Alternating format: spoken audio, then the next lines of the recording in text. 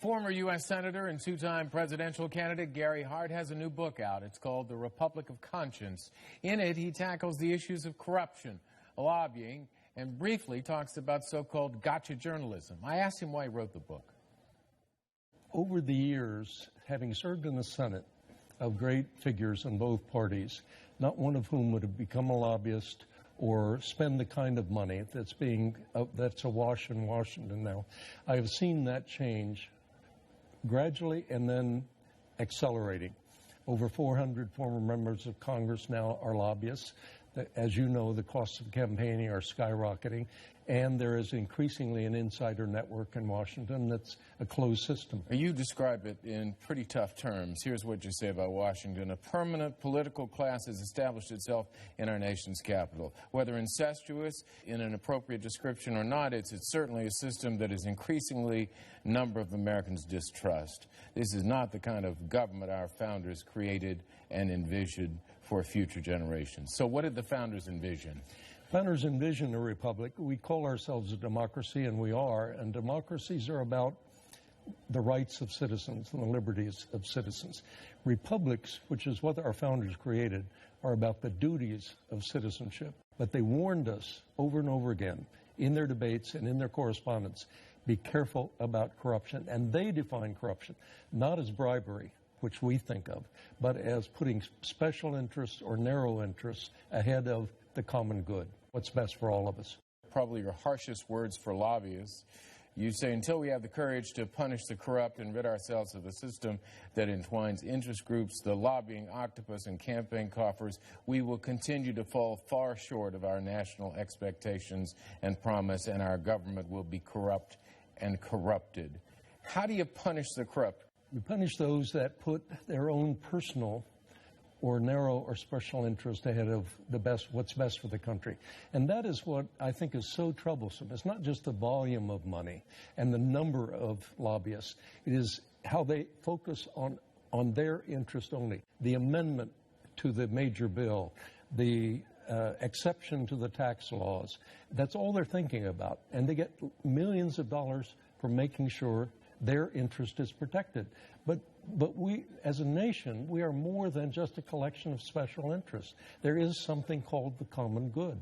And what I hear in Washington less and less is people talking about what's best for the country. You talk a little bit about sort of gotcha journalism that came after Watergate. Were you a victim of that?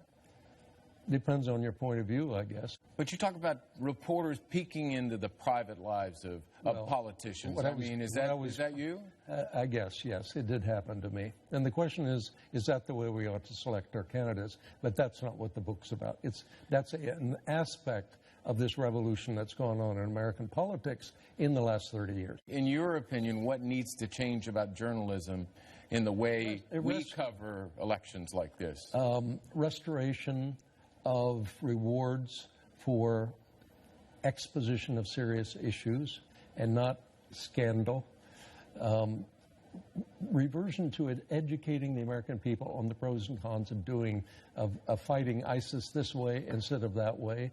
Elevating the entire enterprise, less to promote a right-wing or left-wing point of view and more to promote where the country is going. That's what the American people want. I don't want to misinterpret, but what I believe you're suggesting here is that good people, complex people maybe, who might have something they don't want out in the public in their private lives, are being run away from public office, and that's not good for the country. I know it for a fact because people have told me that.